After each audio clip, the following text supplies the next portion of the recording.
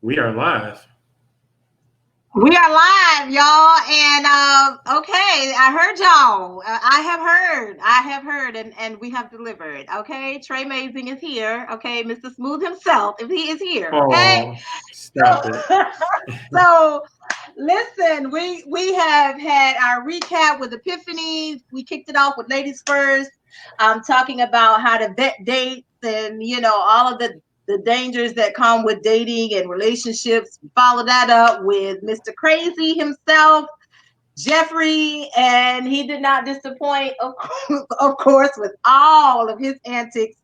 But we talked about basically with him, we talked about traditional values and aggressive women, for the lack of a better term, and people who like to women who like to when do you draw the line between flirting and being aggressive and kind of taking over, asking a guy out on a date and all Mhm. that kind of stuff. And of course, Oh, it went left, and we talked about I would have loved to be a part of that conversation. listen going left because we ended up talking about women who like to take control in the bedroom, giving directions, and it was all kinds of stuff. Oh, well, you lost me at the give directions, and Right. it's Yeah, it one came up. it's one thing to communicate. I don't have an issue with communication. Right. Communicate. If somebody's doing something and you want them to go harder, faster, softer, whatever, communicate that. But Right. you can't be down there like a drill instructor, just trying to control everything and be too aggressive. That's so you have to draw the line. It's one thing to communicate. It's another thing when you're being just too talkative and you're explaining too much to the point where you make him feel like, well, he just done make him feel sexually inept, like you don't know what the hell you're doing. Now Jeffrey was like, if you on top of me and you giving instructions, that ain't finna work. And so I just Right? Yeah. No, you know, I think that would turn me off. yeah, That would definitely turn me off. I mean, but at the end of the day, I do feel like we as people, you need to own your orgasm. You definitely right. need to, if someone is with you in sexual congress, let them know, like, look, do it softer, do it harder, or deep throat that shit, or lick the balls, do something. I Let them get know what you like. Because at the end of the day, regardless, inside, outside the bedroom, people can't read your minds. I agree. They Yeah, really can't. I agree with that because I think sometimes we expect people to be mind readers, and I think that again, I think it takes a maturity. I just think it takes a maturity again to date and to have those conversations. And right now, you cannot. I think the other thing is you can't have a fragile ego and be dating. Now, I do I think agree. that there is a line to be drawn. Okay, Epiphany says she just fell out. I cannot. But I do think that there is a line to be drawn. I think that there is a moment where it is too much, and so I think that it is. You just and it's a way to say it. Sometimes it's not what you say, it's how you say what you say. And Right. sometimes as women, especially the more direct you are, it, You can say, you can talk dirty. You can say what you need to say, but make it sexual, make it sound sensual, make it sound right, pleasing to that man's ear. right, Regardless, because I think you need, and I do agree with you 1,000%. You cannot have an ego, especially when it comes to sex, because at the end of the day, you're already making a mistake when you think that whatever worked with your last partner is going to work with this partner, and that's not always the case. Your last partner may have liked it this way. This new person, they may like it a different way, and right, so you have to be open if they tell you, like, look, chill out, right. This slow ain't it, down. Chief. Like, yeah, Right, right. It yeah, may have worked with the last one, but with this one, no, no. I yeah, need you. I need you to cup them things. Okay. We need right, to work it out. right. So Because you got to your last communicate. one might have been into kink, and this one may not be into kink. Right. So you know what I mean? Like I think it goes back to Monday. Epiphany and I were talking, and one thing she said is it boils down to you got to know what you want, and you got to go for that. And when Horace and I talked yesterday, one of the things we talked about was, listen, you got to know what you want. It's one thing to shoot for the moon, but Hmm. you set yourself up for failure and for disappointment and rejection when you shoot for that moon, get rejected, or it ain't what you thought it was going to be or what you wanted. because you went against what you knew you wanted and they didn't match up to that list. They didn't match up to that. All the warning signs was there, but you shot for the moon because it looks a certain way, ignoring all that other stuff. And that don't make, I don't understand that. To me, I think that when it comes to like rejection, I think sometimes, not all the times, but sometimes we set ourselves up because we go against the things that we say we want because it's packaged a certain way. And you said it in the initial one was sometimes it ain't always how it look, because you dated the ones that look like you like, but they open their mouth and it's just like, nah, sis, versus the one that may not have it all that you like, but she opened her mouth and it's like, ooh, I want more of that. Exactly. I can relate to that 1,000%. You know, it happens as part of the ebbs and flows of dating. And if you date long enough, if you date enough, you're going to come across these mishaps. You're going to have, you know, these issues, these war stories. Trust me, I've lived in Atlanta since 1997. I got a lot of war stories out here in these streets. So, you know, when it's all said and done, I mean, it doesn't matter if you're a man or woman. Rejection, you're going to have to get thicker skin. Otherwise, fear will control you, and fear will control your destiny. And you ain't getting nowhere with that. You're not going to get anywhere with that. No, you're not. I agree. You're not going to get anywhere with that. I think that, you know, we talked about so many amazing things. I don't even know where to begin. So I'm just going to ask you, what were your top 3 highlights from the town hall? Top 3. I mean, of course, they're all going to revolve around sex, but of course. I can't remember specifics because I've had a lot of liquor between then and now. Just being honest, but I do remember. I remember the town hall was very informative. I loved the conversation with Epiphany and Horace and Jeffrey, and I think we had an awesome think tank going on, and then you facilitating. I do remember walking away like, man, we had a great time. I didn't realize we were on for like an hour and a half or something like that. We were on for almost 2 hours. Yeah, something like that. So fast because I think here's the thing for me. I think that you have, just like a relationship, you have to have chemistry. And what I found was that all 5 of us had a chemistry, and it's interesting and unique because it was our first time, first official, because that Monday was our first time really all connecting together. And the fact that we had so much chemistry instantly added so much value, so much to the table.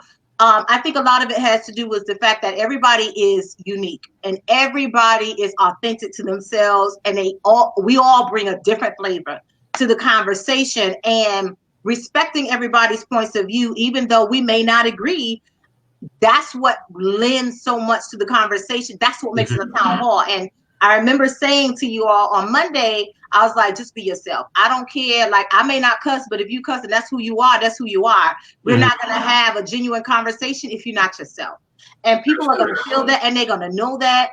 And I think just having that peace of mind to know that I can be me and say whatever and say how I feel about the subject matter matters. To me, this is the safest place to have a conversation because it's open, it's unfiltered, no holds barred. And we're talking about stuff that people need to know about. People want to talk about. Folks are quarantined. They don't know how to deal with situations.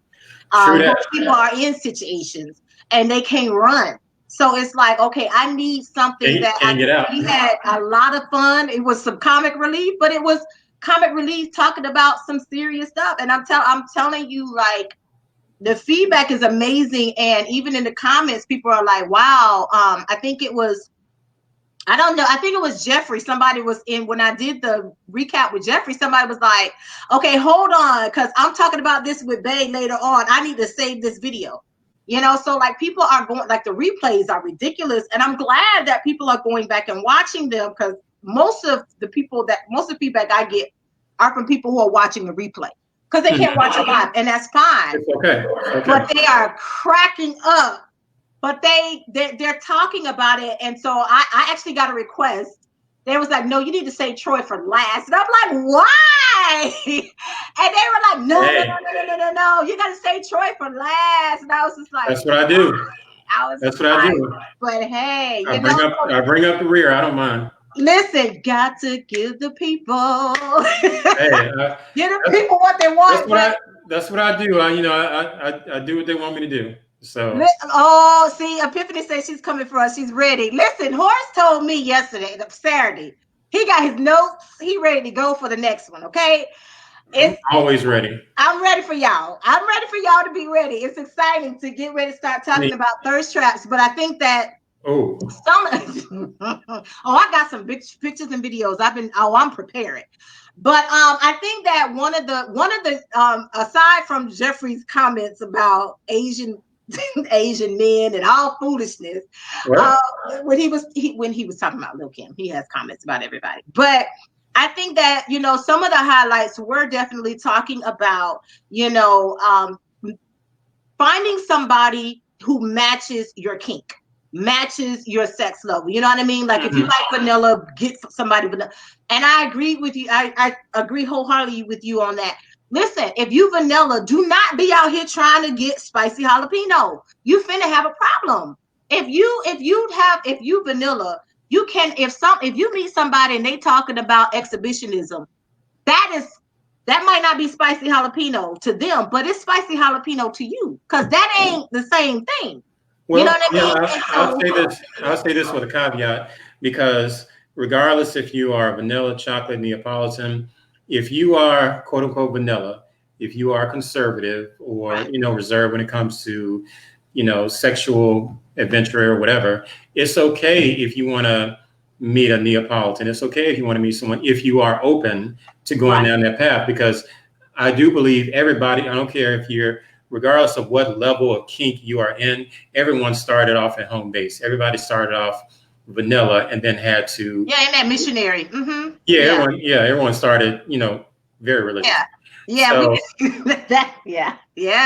But it's one thing. It's one thing to be vanilla and open to something new experiences, adventurism, exhibitionism. It's nothing to be a vanilla and say, no, I like the bubble I'm in. I want to keep it this way. Right. I'm a steak and potatoes type of person. I don't need variety. I don't need everything else. Some people are like that. So regardless of where you are, you need to find someone who is fine with your level or who is willing to help usher you to whatever destination you're trying to get to, because some people do want to take baby steps towards kink or BDSM or polyamory or whatever the case may be. They just need somebody to help guide them or help you got to crawl before you can walk. Some people want to jump in. I said this, I don't know who I said it with, but anyway, I said it. I was like, listen, if you can't swim, don't be over here trying to jump into 6 feet of water. You're going to drown if you don't have the basics. Go in the kiddie pool and wade and work your way up. Waters. There's nothing wrong with that. But again, I think what you said is crucial here. You have to have an open mind. And if you don't have that open mind, you need to stay where you are. And there's nothing wrong with that. Don't compare your where you are sexually or relationship wise to somebody else. You might be a person who has no desire to ever get married. That is absolutely okay. That's your decision. Don't sit here and compare your decision for what your relationship goals. Because let me tell you something, everybody's relationship goals they are not the same.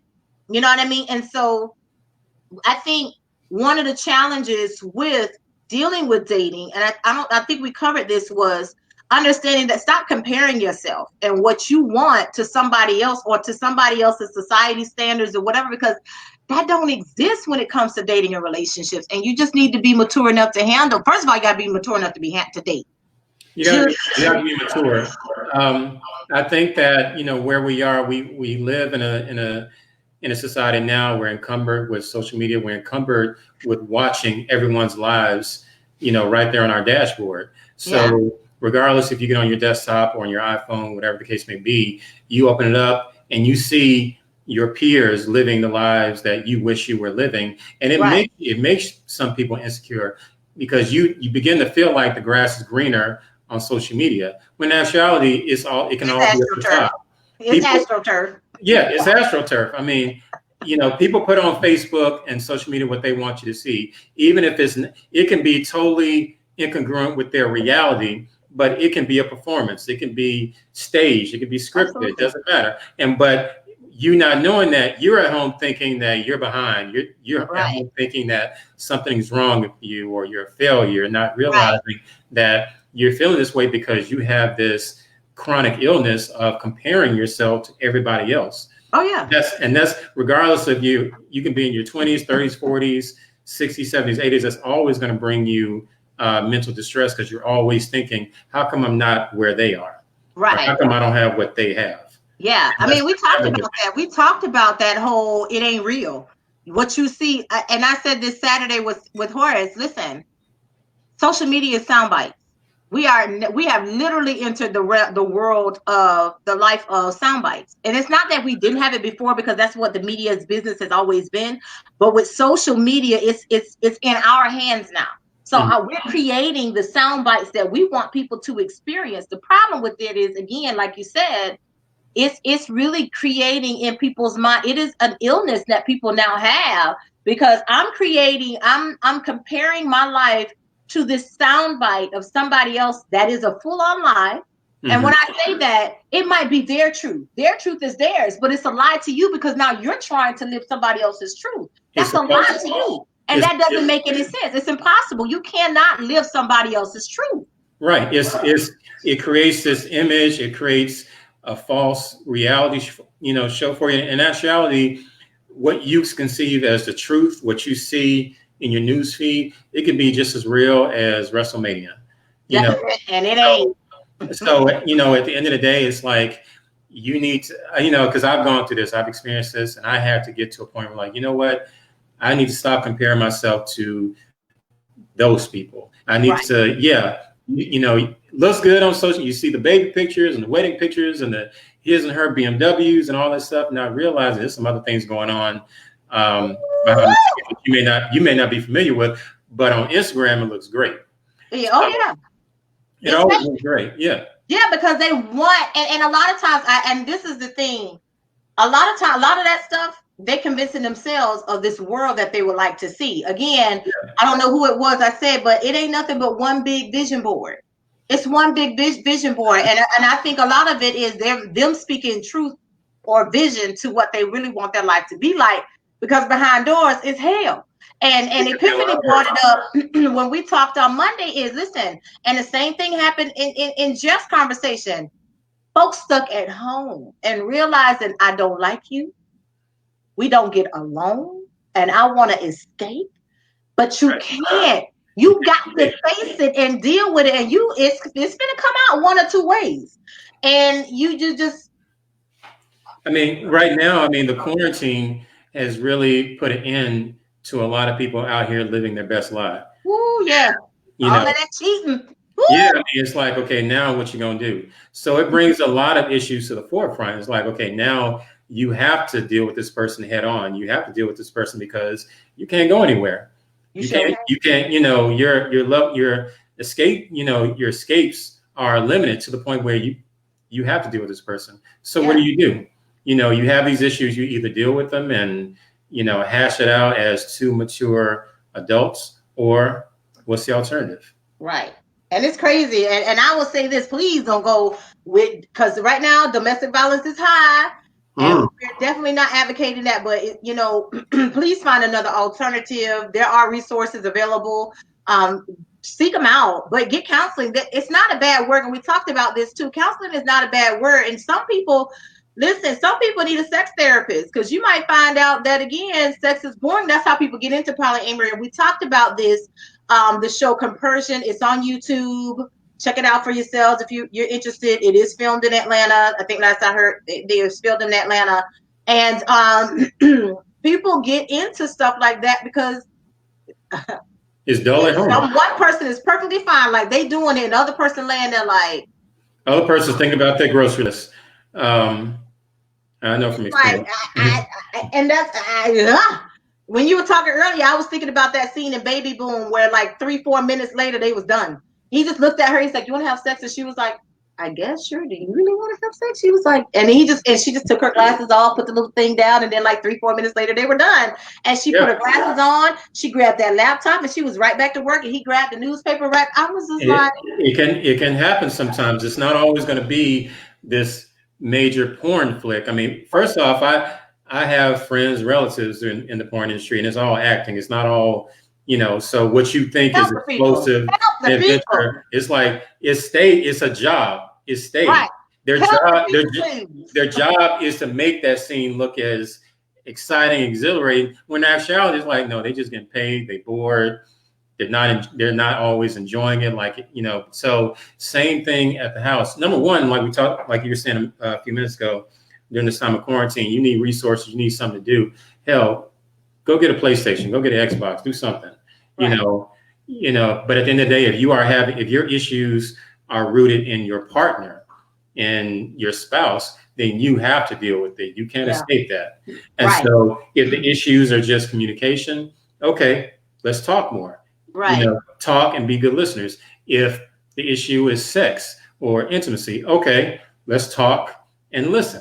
Right. And be open.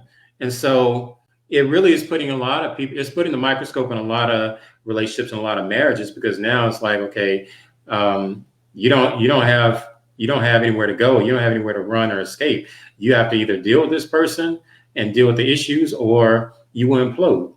Right. And I think that's the challenge. I think some people just don't even know where to start, and get counseling. I don't care. Like, research, get on the internet, Google. Yeah. Call social services. Like, seriously, that's what these people are for. They have these resources available. And then some of you just need a sex therapist. There is nothing wrong. Sex therapists do exist. It is real. You pay for it. Some of you don't. They exist for a reason, because some of you just might have skipped that puberty stage where you felt like, this part was stupid, but you need that now because you ain't got no game. You know what I mean? You need some help in the bedroom. You might need some help with your stroke game. You might need some help, ladies, because it ain't all just the men. You might need some help. And again, if you're not open to certain things, sometimes, listen, sex is mental. It ain't just physical.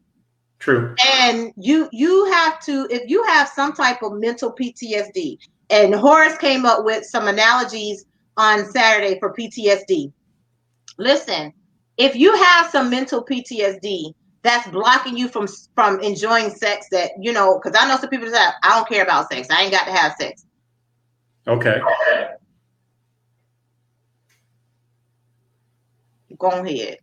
I don't even know what to.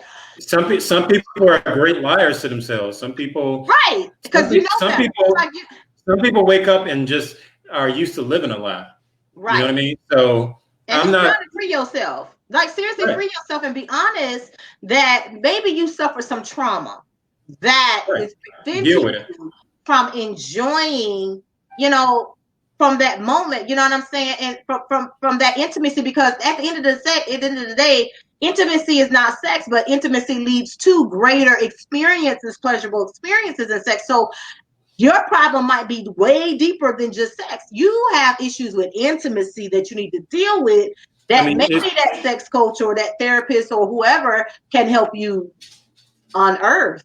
And they are out here. I mean, you get you a counselor, a sex therapist, an intimacy coach, a life coach. I mean, you could be with your spouse and you have some unresolved issues from childhood that are preventing you from opening up, that are preventing you from communicating, that are preventing you from telling your partner what you really like, or preventing you from telling them what you really don't like.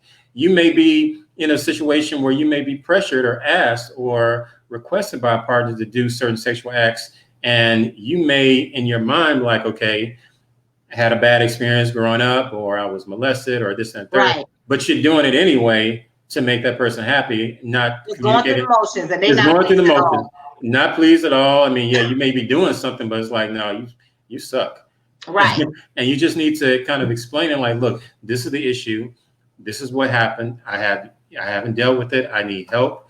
Would you stand by my side while I seek therapy, while I seek counseling, while I seek some type of assistance to help me deal with this, so it can help and not only improve myself, but improve our sex life, our relationship, our marriage. Right. I think something a lot of people go through. I think part of the problem is fear and labels. We said this. in the town hall, we talked about fear and labels and how labeling people and putting labels on situations and things cause people to be in immense fear and not be their true authentic selves. And so by hiding behind these facades, you're in a relationship with a representative. You have no idea who you with. True. I mean, you have no idea who you with. It's you don't know who you are. People can hold their breath for a long time. Yeah, you said that. Yeah, I mean, I meant it, because when it's all said and done, people can, it's like I was telling someone, it's kind of like we're all around the same age group. We all remember the 90s when the Real World, MTV Real World. It's like, I want to find out when people stop being polite and start getting real. I need to see what the real is, because right now, hell, I live in Atlanta, Georgia. This is a city of facade. This is a city of, fake, bullshit and stuff like that. Everything. So when it's all said and done, if you're with someone, committed relationship, courtship, marriage, and you don't feel like you can take off your cool and be your authentic self and be the real person, then you need to check yourself and then check, why are you with this person? I agree. If I can't let you know, like, my deepest, darkest fears, my insecurities, my inadequacies, then you might not be that person for me. It could be a fear on my part, but it's a fear that you need to address. Right. And so, but this is something that a lot of people are going through. A lot of couples are going through. It's wild. It's really wild. I want to go back to something that we briefly touched on, and we were talking about matching the person finding the person that's your match, sexually, mentally, emotionally, all of that stuff. And Jeffrey brought up that he likes biting and different stuff like that. And how he likes what? He likes to bite. He's a chewer. Yeah. And so it came up in when he and I were doing the recap. One of the things he brought up was how his friends, how people will test you because they just like, oh, you don't need to be with that person or whatever the case may be. And so people will use things against you to get under your skin just to bring out that part of you or whatever. And so we started out talking about matching your kink. And so I want to talk about the difference between kink and BDSM, and if, are there levels to it? Because people really full on don't know what BDSM is and kink and don't know that there's a difference. They don't know the terminology. And let me say this, because we have quite a few people that watch the replays who are divorced and getting back out there in the dating game that don't know terminology. They don't really know. And it's you've been married, you don't need to know this. You know what I'm saying? But one of the things that came up was how married couples are looking for people to join their families. They looking for extra toys to play with, and that kind of stuff. And so I want to get into that, the whole polyamory, because I don't think people really understand what polyamory is. It is not the same as polygamy. But I mean, well, first and foremost, I don't practice polyamory. I don't practice. I'm not a swinger. I'm not in an open relationship. I'm in a relationship. I'm just not in an open relationship. I'm just, right. I don't swing that way. Right. But the reason I bring it up because of Ringside, because of my platform, like, I always say we represent the anointed. Everybody. It's everybody. So regardless if you are a conservative fucker or you like, swinging from the chandeliers, Ringside is a platform for you. Right. So I definitely come across, I've certainly gone to a lot of events. I've covered a lot of events that are, polyamorous and, part of that spectrum. And I would tell anybody, number one, Google is your friend. You can always, maybe not Google it on a work computer. Please don't do that. Don't do that. Wait till you get home on your personal laptop and Google BDSM, Google polyamory. You may find a lifestyle. You may find your tribe. You may find something that you've been looking for most of your adult life. And like I've said before, no matter what you're into, sexual or otherwise, no matter what you're into, there's a group of other people into the exact same thing as you. You just got to find them. Yeah. And they're probably a lot closer than you think. These are people, even when we talked about polyamory, when you talked about polyamory and swing and stuff like that, these are people who are sitting in the same pew as you at church.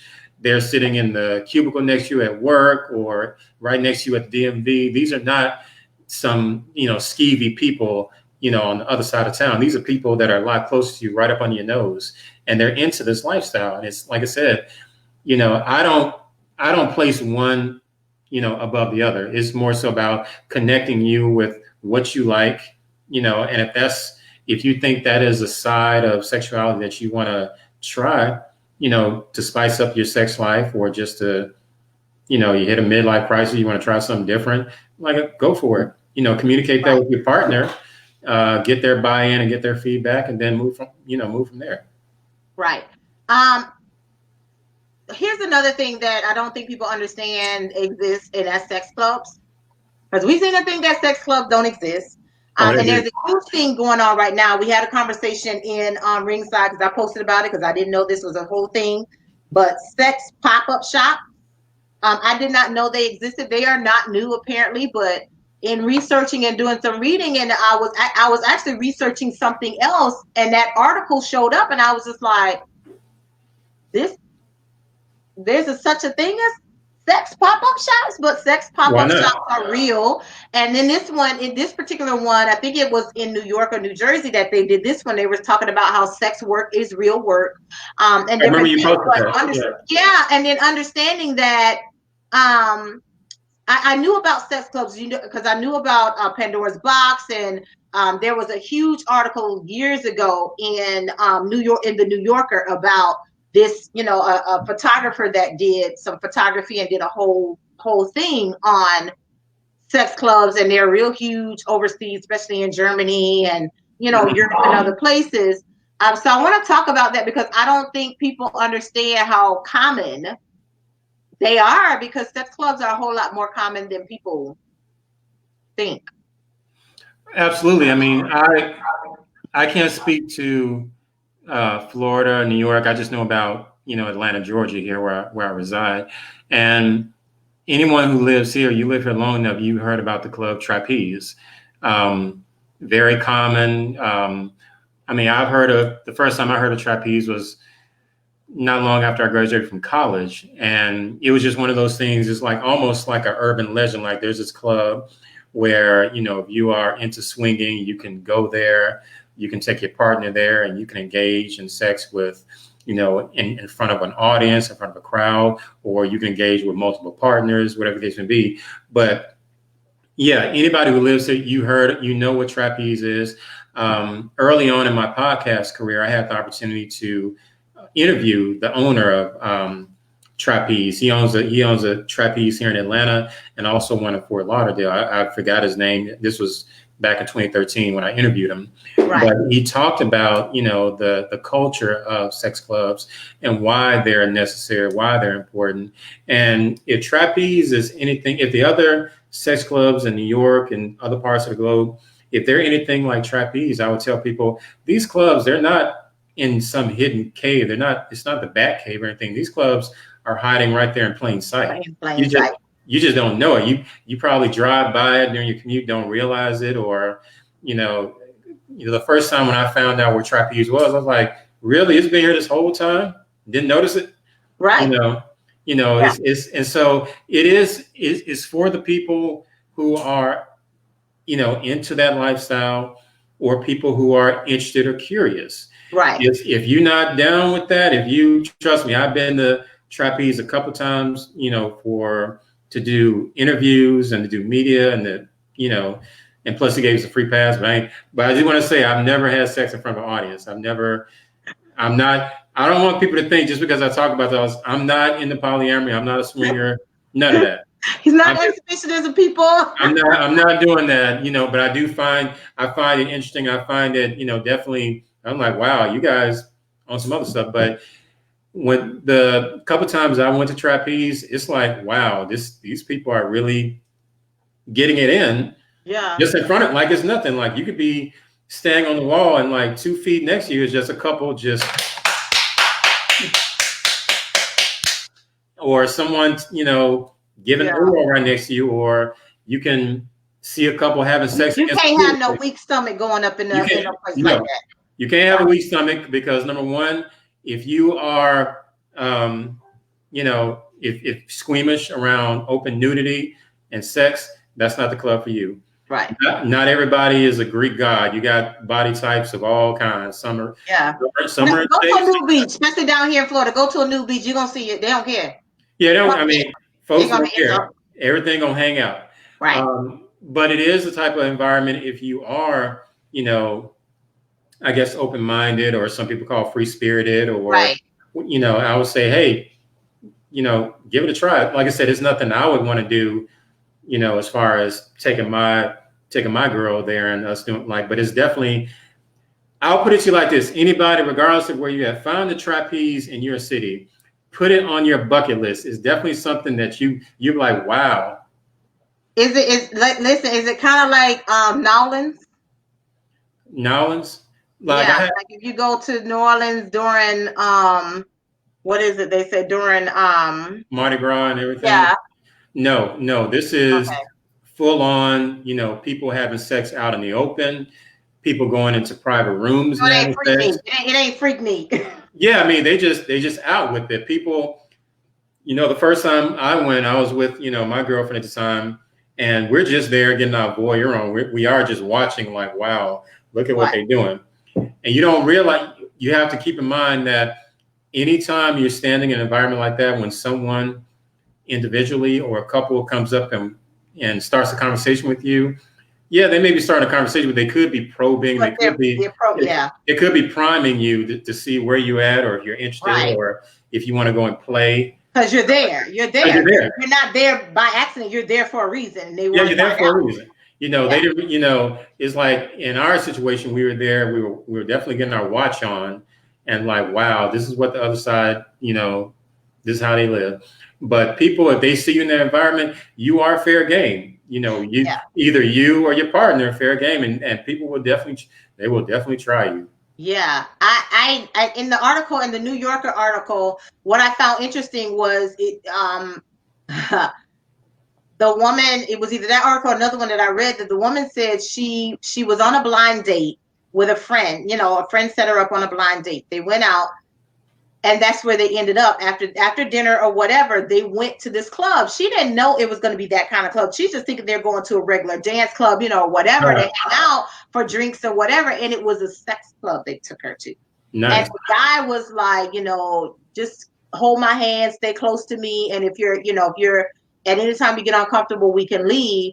But when they go, one of the requirements, you cannot have clothes on, because you can't film, you can't do any of that. So you have to naked. Ain't nowhere for you to hide, no phone, no nothing. Everything has to go into these these lockers or whatever. Yeah, you get to the back section. Well, I can't speak for all, but I know with trapeze, trapeze is broken up into like two different parts. The first front part, it looks just like a club. There's a dance floor, there's a buffet, and people laugh at me when I tell them, like, you know, trapeze got some awesome food. I'm like, I do remember that. I'm like, they got some good biscuits and gravy and scrambled eggs, and you over there trying to eat. You eating food.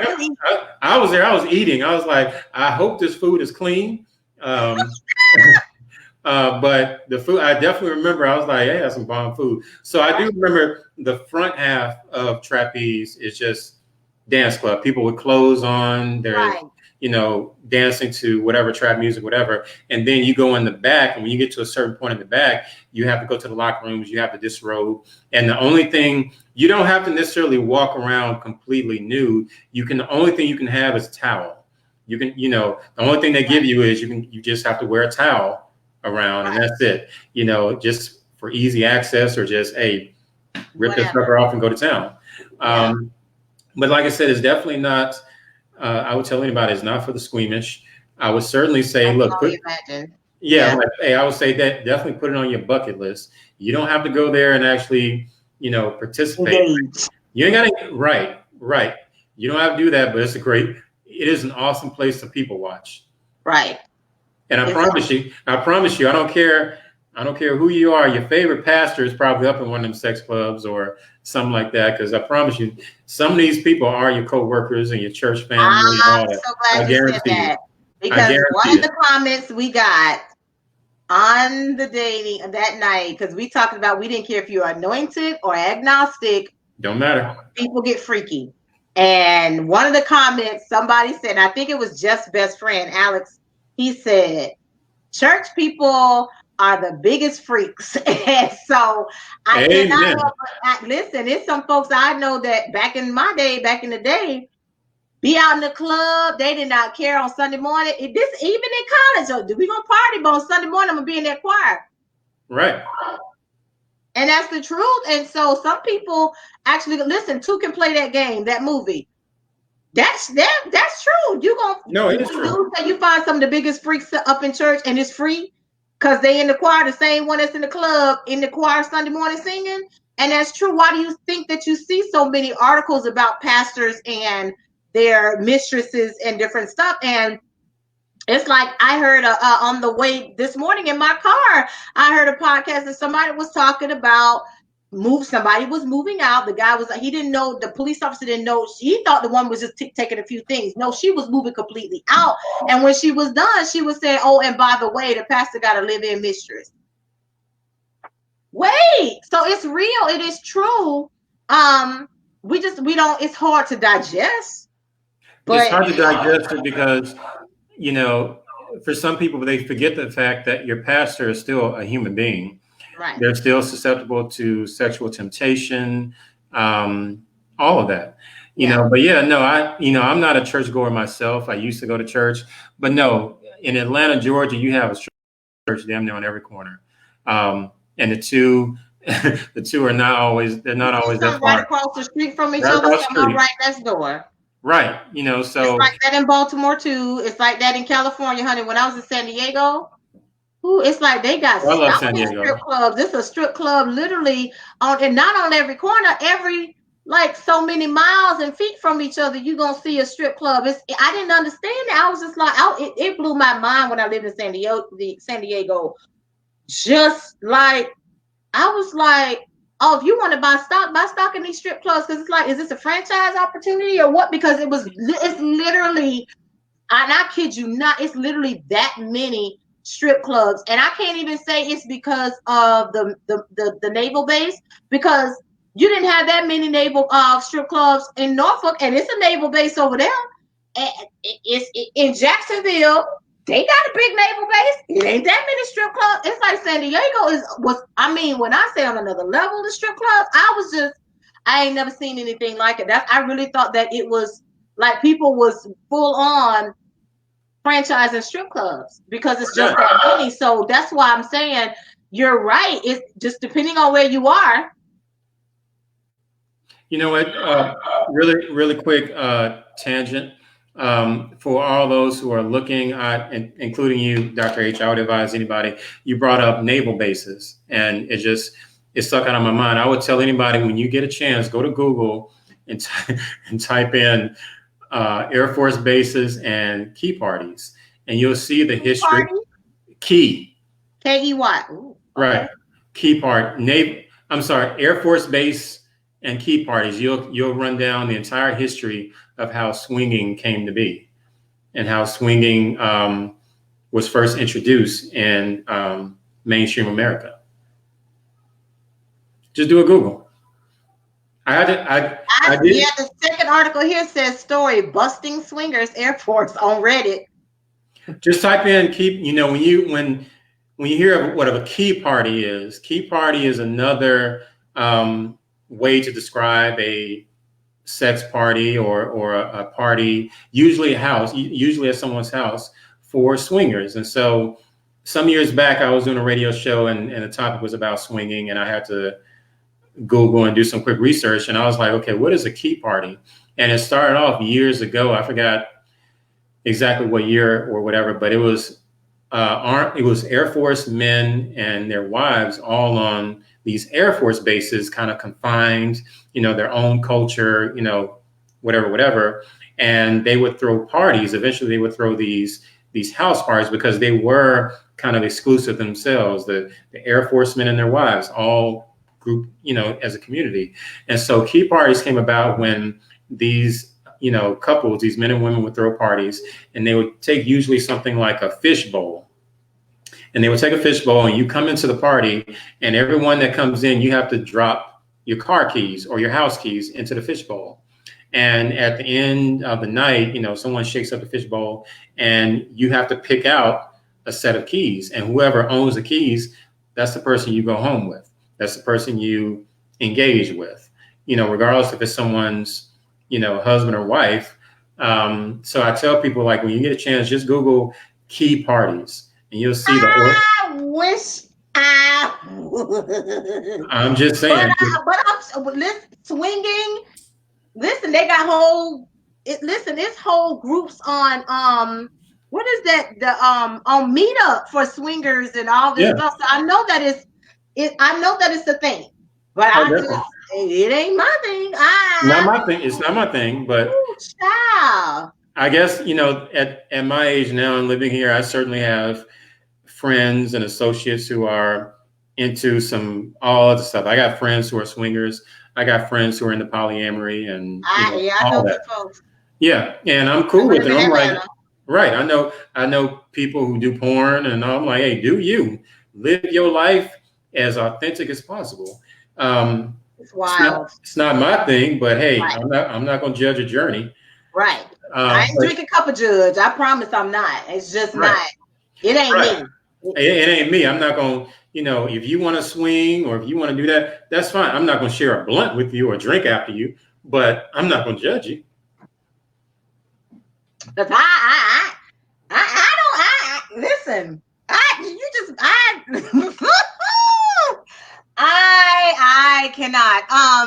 I cannot. You got to watch how you decorate your home in certain neighborhoods, because some things mean it is a swinger's home. I did not know that. Mm-hmm. Man, so you can't even decorate your house. You can. Well, let's go back. You can decorate your house any kind of way you like, but because it is a community. They're looking for clues. They're looking for clues. Something that says it's safe to approach this house or this person. This house is swinging, acceptable or open or whatever the case may be. So but at the end of the day, it's your home, decorated any kind of way you like. If you decorate in a certain way and you start getting approached or start having people meet you at your mailbox, then you may want to go back and reevaluate. But yeah, it is a culture. It is a community. And I guess, like I said, I living here in Atlanta, I guess I'm used to seeing this so much to the point where it's like, I can't knock you. I can't judge you. You're no different than, the next person. You know what you like. And you're with someone, regardless if you're with a man, woman, or you may be with both. If all y'all on the same page, then y'all are winning. Right. She said, my coworker found out pineapples meant swingers home in her neighborhood. Hey. Wow. So I guess it just depends on, might be location specific.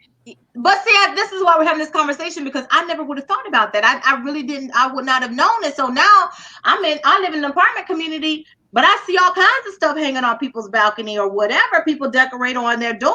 It could be a signal. It could not be a signal, but you won't know. You won't know. Unless you have these conversations with people who are in the know. Because I honestly, I didn't know. I wouldn't have thought about that. I am bereft of utterance. So. Hey, it happens. I mean, because regardless if you are single or you're coupled up, how do you, go to the mall or go to a restaurant? How can you identify someone else who is in that same lifestyle? You really, unless there are certain markers or certain things that people can do to identify themselves, then you're really taking a chance. Hence why I said, regardless of what you're into, there is a Facebook group, there's a meetup group, there's something out there for whatever.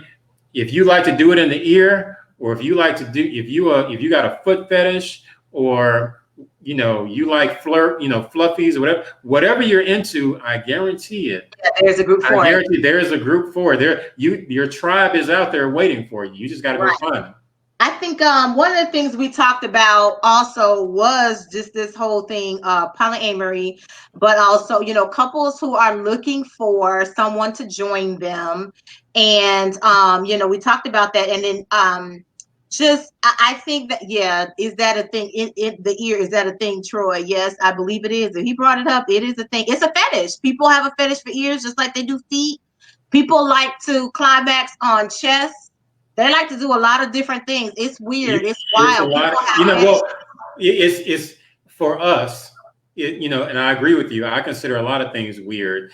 You know, even when people play with fecal matter or golden showers, I think that shit is totally I wish gross. you would. That Like is body gross. fluid, like there's let me explain how bodily fluids belong. Listen, there are boundaries to bodily fluid I swapping. You're agree. already swapping enough DNA and bodily fluids in just the traditional vanilla act of sex. Now you start talking about urine, feces, spit, all this other kind of stuff. It's I mean, for me, I'm like, no, that's a deal breaker. That's three strikes, you're out. We Um, fighting. don't come back. Don't come back. I'm unfriending you on Facebook. I'm I friend, didn't I'm realize. blocking. Right. Let me look. Is fecal play set? There's a word. Someone told me, and it's a deep chorophilia. No, that's not it. I'm trying to find. There is a word for people who they like to play with urine and fecal matter during sex, and in some kind of way it gets them off. Like I said, that's a sure sign. Like, you know what? Don't First of all, I when can't you even see, the yeah, smell, the idea, the concept. I just that's one of them things. Like, if you see me on the street, don't talk to me. Just there is a level of degradation and deprivation. So what's happening up here? That is appealing or attractive. You know what I'm saying to you? Like we got into attraction last. We talked about, Mhm. those who are breast men, people who like hips and thighs and butts and all of that kind of stuff. Everybody got a little something that they like. Yeah. We kind of touched on fetishes too a little bit, but we didn't really get deep into fetish. We'll talk about that another time because that's a whole show in and of itself, because people like feet, and then there are people who have a fetish where they're freaked out by feet, different stuff. I think that, again, goes back to what Epiphany said. You got to know what you like, know what you want. You You got to got to be find open. it. Like you You said, got to it's a be honest. tribe, but You got to be honest with yourself first. be honest with yourself It first. is. Too many people lying. It's okay. I would tell anybody it's okay to look, find your way to the bathroom, close the door, take a long, hard look in the mirror, and you need to be honest with the person you see looking back at you and say, like, look, I like this. Right. I love this. It gets me off. And find that tribe. And find that tribe. And I Right. guarantee you, I don't, even if you in the fecal play, first off, you ain't gonna be no friend of mine, but Not at all. I yeah, can't. I'm not gonna shake your hand, but I don't if even that need is, to do the research to know that I'm not going to be your friend. yeah, That's we ain't the gonna be cool. subject. We But can't. regardless of what you're into, there is a tribe out there waiting to induct you. You just have to I find agree. them. And so, and even in, as far as relationships, find somebody who's into what you're into. If they're not already doing what you're into, see if they be open. Now, if they're not open, if they're not interested, then you two are at a crossroads and you need to make a decision whether or not this relationship is worth pursuing, or, cut your losses and just be friends. Right. But I do agree, before you do anything, you need to recalibrate. You need to find that maturity, and you need to be honest with the shit that you like. You need to be honest with the people you like, whether you are heterosexual, homosexual, bisexual, pansexual, quadrisexual, transsexual, omnisexual, whatever. Be honest with yourself. Right. I think the problem is people, again, back to what I said in the original town hall, people are afraid of these labels and stuff. And so it makes them afraid of being their true selves. But like you said, there's a tribe for everybody. It's just like there's a market for everything. There Mhm. are people who, again, if you're a breast man, just go for that. Don't be ashamed of that. If you like, I'm not ashamed you of know it. what I mean? Like, I think I go for people, kids. some people, if you like women that are pear shaped, go on with your pear shaped loving self. You know what I'm saying? Like, go, listen, don't do that. Don't do that. Don't do that. I didn't do that. You didn't do that. I, You didn't do that. but there are people who like, you know what I'm saying? Like people who like you. If you like what you like, You like what you like. you like what you like, and we need to stop stigmatizing people based off of that. Troy Horace says people that will be classified as freaks last generation are not freaks in this generation's definition. This generation are really YOLO minded. Well, let me respond to that because I've mentioned it in ringside a few times because again I'm telling my age. I was in high school in the '90s, and where I'm from in the '90s, another man accusing another man of eating pussy, that was a cause for a fight. Yeah, This is one of those things like you tell me, you accuse me, public or whatever, that I going eat down, pussy, going down the street, oh, we're gonna fight. downtown. We're gonna fight. Yeah, Now, so in the '90s, there were certain things that were, taboo. extra. There was taboo. Now it's standard. Just Right. like I don't care. It's like no, no, it's not even standard. It's like, oh, that's all you into? It's like no, it's not even that. daring. Like I expect you to do that. Right. So, it's like a it's like requirement. So there it's like you don't do it. It's like where you been? Like who raised you? That's the question. It's like you don't do it. Who raised you? And it's going to be different 10 years from now, 20. Because I said the same thing. I was like, okay, today you could talk to someone and eating ass is taboo. But trust me, there will be a day where it's going to be standard and expected. It's okay, taboo. I'm gonna ask a dumb question. That's taboo. That's the word on the street is taboo. It ain't taboo in my bedroom, but. So Lisa says she knows a guy who lets dudes urinate in his mouth. What? Wait, what? There's a dude. She says she knows a guy who lets dudes urinate in his mouth. Something like that. I don't want that dude on my friends list. I'm not judging. I just don't want the smell to waft over digitally. But see, listen, this is some wild stuff. And it's wild to us, but to a lot of people, like you said, it's the norm. It's just like people who playing with toys. And I don't know if it's Horace or somebody else posted a meme about it was a cartoon with a woman with a jackhammer talking about women right now with these toys and all this other kind of stuff going on. I back in the day, I dated a guy who he was into toys. Wait, when you say toys, you mean like he was into using toys? He really liked using toys on me. That was on the woman, on you. Okay. He was really into toys, using toys on me. It happens. I was like, okay. You can go to any novelty shop. I mean, I like, occasionally going to novelty shop because they're fun. It's fun. And half the time it's funny, some of the things that they market, because I've tried a few of the gadgets at some of these sex shops, and some of them are garbage. Some of them are just, just to take your money, but really don't really do anything. But, when it's all said and done, regardless of what situationship you're in, or if you're a couple, married couple, whatever, it's okay to receive or, avail yourself to, ancillary, resources to help boost your sex life in your bedroom, whatever the case may be. It's okay. It's within reason. And as long as you do it responsibly, right. As long as the focus is always still on your partner and not on the toy. When you start drawing it. That's the challenge that some people have, because I think I talked about this with Epiphany. I know someone who has an issue if her partner is watching porn, she don't want to have sex with them, because it's like, if you need that to turn you on to come in here with me, I don't want that. You know what I mean? And I understand to an extent, I'm saying, like what you just said, like there's got to be, is your mind really on me, or is it on what just stimulated you? Why am I not enough to stimulate you? And I think that's conversation. It goes to what Epiphany just said.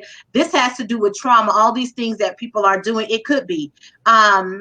Mitchell says, remember, no one's really having sex right now. Marriage are broken. Couples are dying from coronavirus. We have more better things to talk about, and sex should not be the topic. It should be trying to save lives and how to stay healthy. Well, bless you. You can feel free to not engage, but this is a dating and town hall.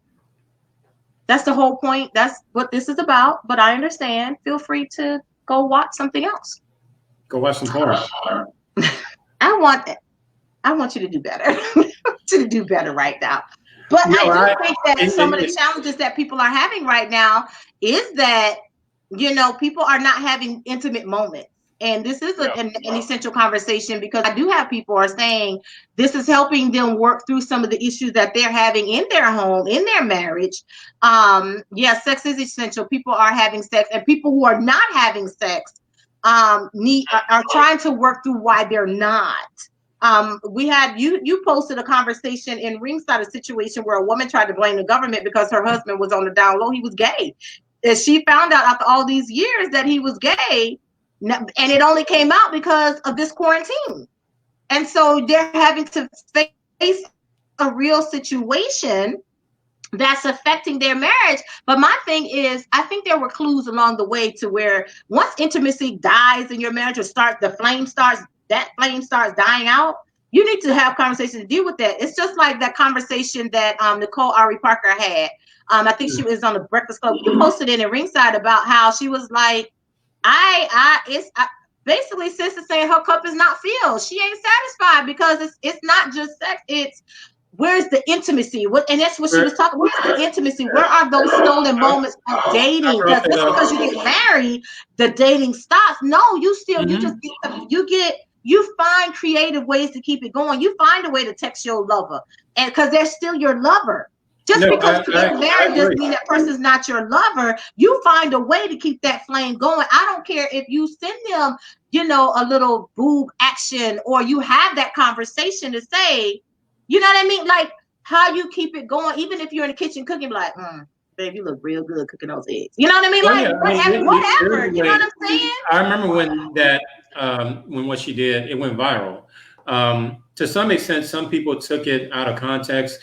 Some people took it as she wants to be single again and there's trouble in paradise. When in actuality, she was just saying that, no, she still loves Boris. She still loves her marriage. Yeah, she just misses the stuff that happened prior. The things that happened prior, because, a lot of couples, that's not unique or exclusive to them. I guarantee you a lot of couples, I've been there, a lot of couples go through that where, at the very beginning, when you're still each other's representative, you're showing each other's representative, you're sending those good morning text messages, you're sending those spontaneous flowers, or you're sending the, gifts like that, because you're still in, even outside of marriage, relationships have a honeymoon phase. Oh, okay?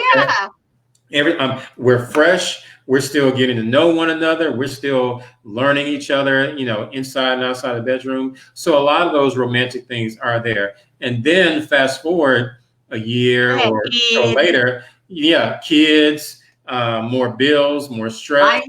That happens. Right. Life happens, a couple of chronic illnesses, some unemployments, whatever. Pandemic. Yeah, that's a big one. So these are things that can not necessarily, totally eclipse the love and sexual attraction you have for your partner, but they can, surmount and almost suppress to the point like, okay, I want to be sexual, I want to do these things, but I'm thinking about how we're going to pay these bills. I'm thinking about, I got this massive 5-figure credit card debt, or I'm behind on this, or I'm doing this. So with age, for a lot of us, with age comes more responsibilities, more obligations. Right. And so you are going to have I guarantee you a lot of couples are going through the exact same thing that Nicole was talking about, that whole, when we were younger, you were like, yes, we were younger. I mean, number one, we were brand new. Number two, I didn't have all these bills. And these right. We have no kids. We didn't have these responsibilities. Yeah, it was just us. We had a good time. We were having a good time. And I think what I found interesting was to be able to see that how people get complacent. Sometimes they tend to get complacent sometimes, or they get comfortable that we're married, I don't need to do all of that, or they just don't think, like you said, circumstances happen. They don't think about keeping that fire going. And it's kind of like that old song that Patty Austin, Gerald Albright song, I think it was Gerald Albright, they said, how do we keep the fire burning? No, it was her and Johnny Gill. How do we keep the fire burning? You got to find a way, get creative to keep that fire burning, but it can't just be one-sided. For me, I found it refreshing as a woman, because typically it's always the woman who, it's kind of like the woman gets complacent. It was kind of good to see that, it's some things that she desires for that man to do to keep her, to make her feel desirable. Because at the end of the day, we want to know that our husband still desires us after a couple babies. You know what I'm saying? Like, if I got tiger stripes, do I still do it for you, love? You know what I'm saying? Like, different things that I need, not necessarily all the time, but it's something that you desire to make sure that, again, that fire in the relationship is going and you keep that intimacy going. And I think this came up, I think, when Epiphany and I were talking about knowing each other's love language, and somebody wrote it in the comments about love languages and how it's important to know your spouse's love language. And we'll probably do a show about the different love languages so you can understand what they are and how you can use them to your advantage, because love languages are absolutely powerful. And love languages is not always sex. Now, if your love language is touch, it might just be, oh, baby, let me just rub your head. You know what I'm saying? Like, I just want to feel you on. You know what I'm saying? I want to love you, but you're not that me, right? But you know what I'm saying? Like, maybe somebody's love language is service, or they just want to serve. They like serving, or gifts, or it's a lot of different love languages out there. That's my love language. I hate you right now. I'm just saying. I thought you said we could be real. I'm just being real. I really do. I love you at the same time. But I think that it's important to be real, though. You got to be honest, Clyde, because I already know what that "ha" means, Clyde. But he says, we forget that whatever it took to gain our significant other is what we need to continue doing to maintain the relationship. It is expected, and the other person has been conditioned to the behavior. I agree with that, but I had somebody disagree. I used to say that, but this came from a guy. He said, no, he said, you shouldn't be doing the same.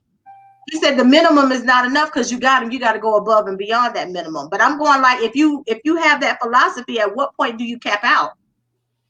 Because it's always going to be, you're going to always be looking for them to top themselves. And at what point do they plateau and you still want to be with them? You know, I'm going to put the fellas up on some game. All the fellas out there listening. And I'm saying this based on the women's feedback from ringside. I've been doing ringside for about 10 years now. Received a lot of feedback as far as, you know, the things that women list, turn them on, turn them off. I'm going to tell all you men, especially the husbands, okay, this is what you need to do. Number one, in the morning or late afternoon while you're at work, send your wife a dick pic. Just let her know that you are the one that inspired that dick. Let her know you're the one that inspired that erection. Regardless if it's true or not, it may not be true. But tell her, like, look, you're thinking about you inspired this. Send her a dick pic. And then send her text messages every few hours, let her know how sexy she is, how you like her hair. Try, if you can get home before her, do that. Do the chores. Nothing turns a woman on more than clean. The dishes are put up, the house is clean, the kids ain't crying or complaining, chores being attended to, trash being taken out, everything that turns a woman on. Go handle that. He trying to help you because he's telling it. I'm just saying, fellas. Because guess what? That means she ain't got to come home and do that. Right, ladies. So what you got time for? Ladies, are you wet yet? Okay. What she got time for? Because she ain't got nothing to do. And if you got dinner already taken care of. Right. Bye-bye. If you done take care of them kids and put them to bed, bye-bye.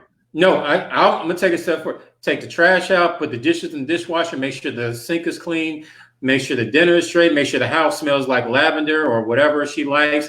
Give the kids some money to go to if you're quarantined, you can't send them to a movie anywhere. But outside of quarantine, give them money to go to a movie, go to a friend's house, or take them over to grandmama's house. And then you get back and your woman, yes, you have been priming that woman all day. You have been speaking sweet nothings and sweet sexual shit in her ear all day. All right. He's helping you with what is called foreplay. Let me just gonna give y'all the word. Foreplay. It's foreplay.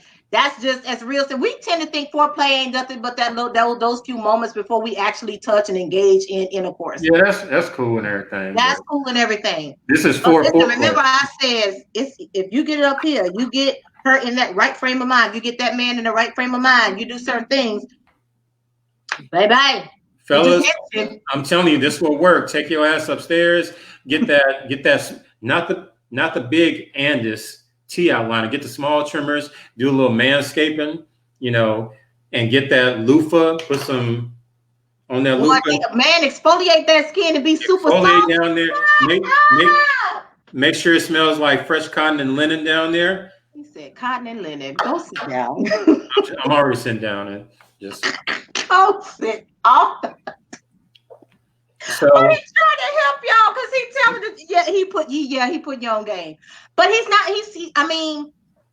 I mean, where's the lie? Because Monday, Epiphany and I broke it down about what women are looking for. We're not, if it came down to $1,000 or 1,000 minutes of your time, we taking 1,000 minutes of your time. I'm with that. Give me 1,000 minutes of your time. And I ain't talking about while you playing Xbox or nothing like that. I will take that of your undivided attention. Why? Because if you give me your time, it's whatever you want after that.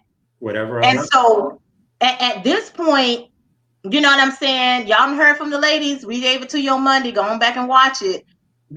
That's the game, right? She's telling you that's the game right there. Now you done heard the game from the ladies' point of view on Monday. Go on back and watch it if you didn't catch it.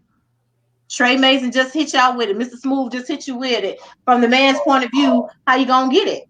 I mean, it's just the truth. But again, knowing the love language and knowing, listen, when that woman type, women work too.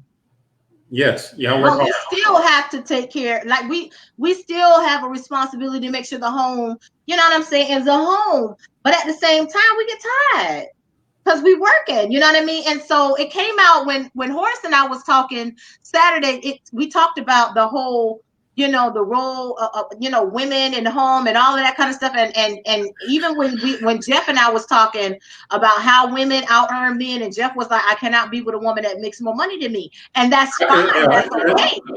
But there are men that stay home. Let me explain something to you. If you a man and if your job is to stay home, I have no. And when I say stay home, like you ain't working. And you like Mr. Mom, you what's his name, Mr. and you Michael, what was his name in Mr. Mom, the old movie.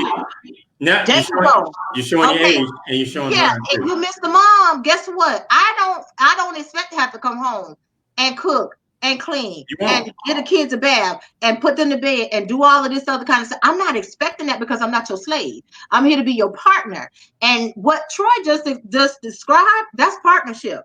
Because guess what? That ain't like you doing that every day all the time. But baby, if you do that a couple times a week, if it's 7 days in a week, if you do that 2-3 days a week, do you know what you're saving that woman for? What you say, and what you're doing, and what you set yourself up for, and what that does for your family and marriage, because now your kids see that. You think they don't, but now you're setting that example. And Horace and I talked about this Saturday. You're setting that example, and then it's an example for your kids to see what it is to be intimate and love your spouse and appreciate them. And you're setting the tone now, because we talked about this and how you're seeing a generation of people who really don't know intimacy. They don't know what it is to treat a woman right, or to even treat a man right. Mm-hmm. We don't know. And we asked the question of, who's responsible, and, where did it come from, and all of that other kind of stuff. But at the end of the day, at some point when you become an adult, you got to think for yourself and figure out for yourself what kind of person do you want to be and what kind of relationship you want. Absolutely. What do you want, and what is it going to take to have that kind of relationship? If you just out here in hookup culture, you just want to have sex and bang everything that move, that's fine. Find people who are into that. Stop lying to people just to get what you want, though. Go on and find people. There's a lot of people out here that just want to hook up and have a good time. Don't be out here people time who want more.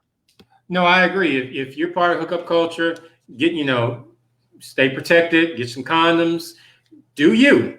Right. Be safe, protect yourself and the one you're with.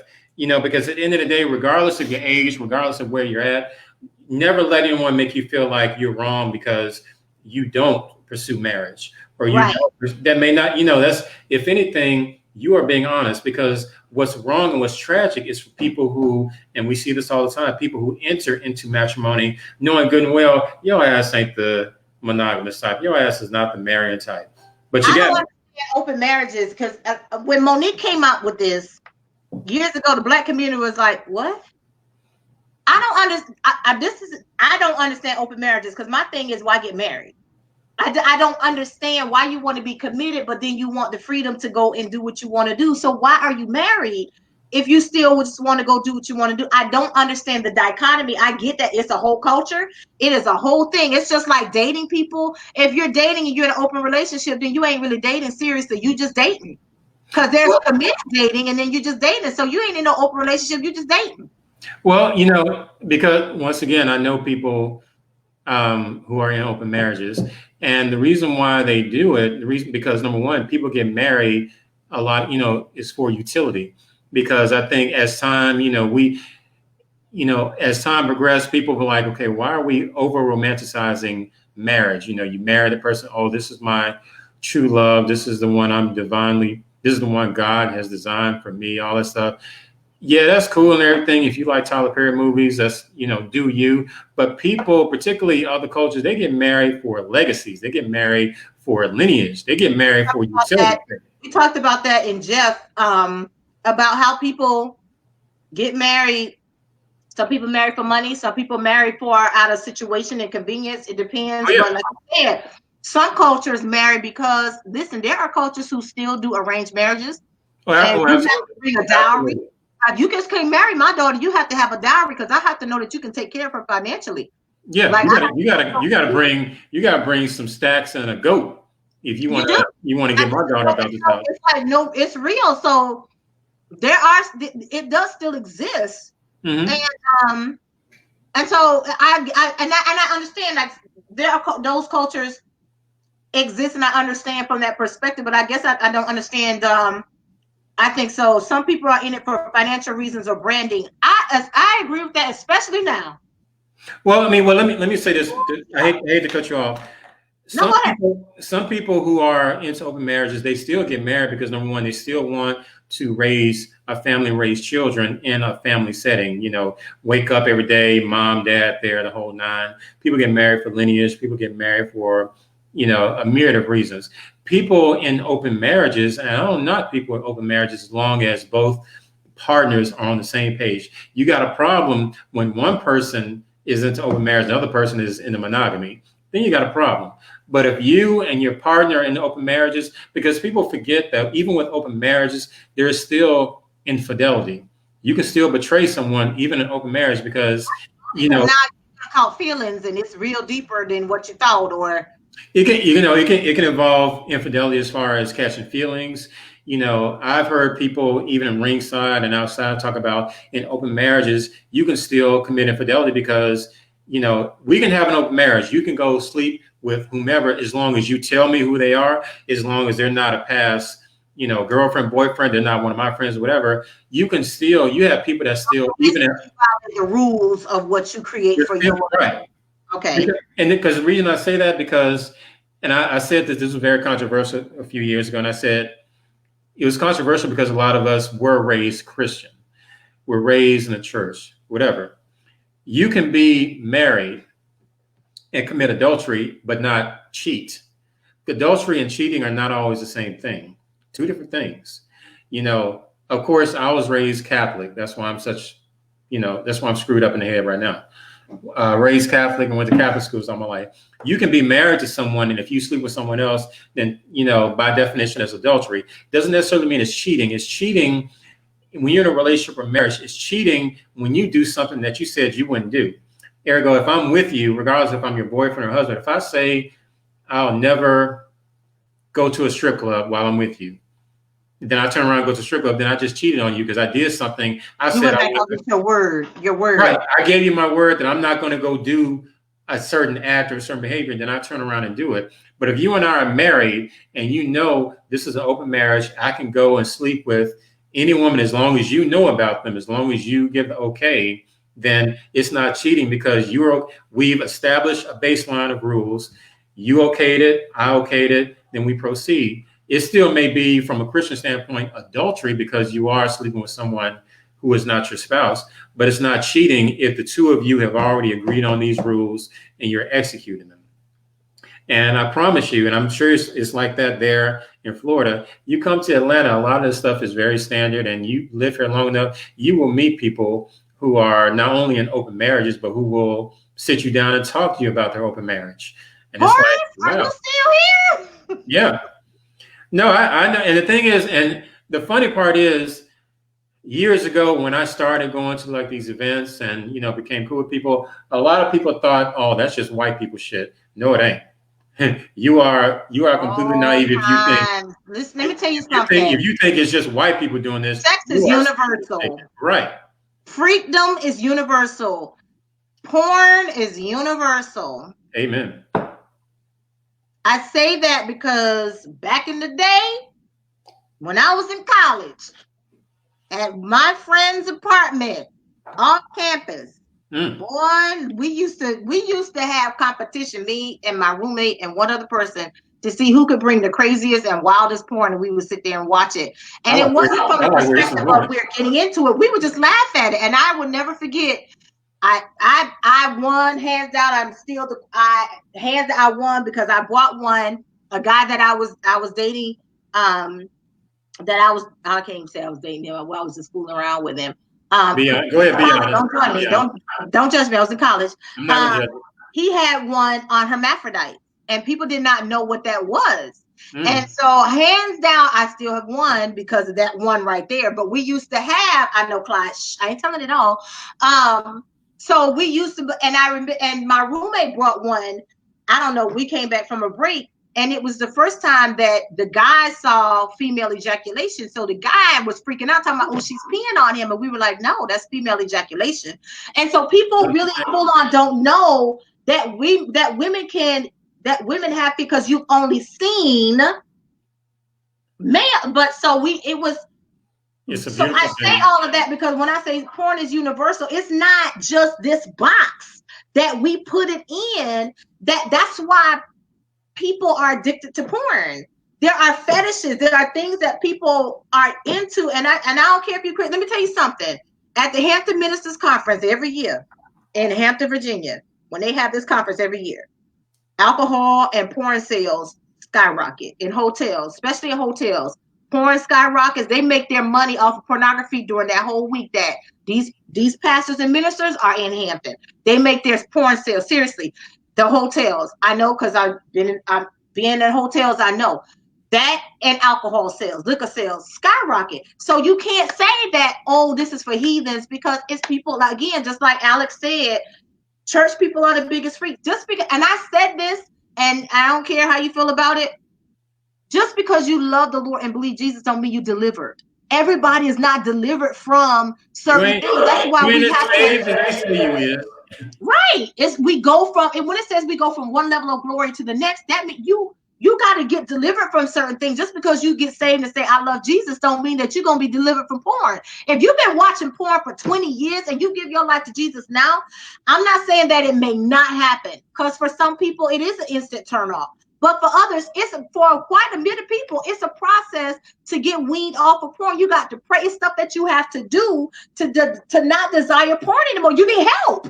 That's why there are therapists and people in place to help you get over this stuff. Sex addiction is real. We talked about this. Sex addiction is real. I used to work with somebody who was so addicted to sex that it messed up her hormones to the point that my boss said, I'm not putting you on the schedule till you go and get some.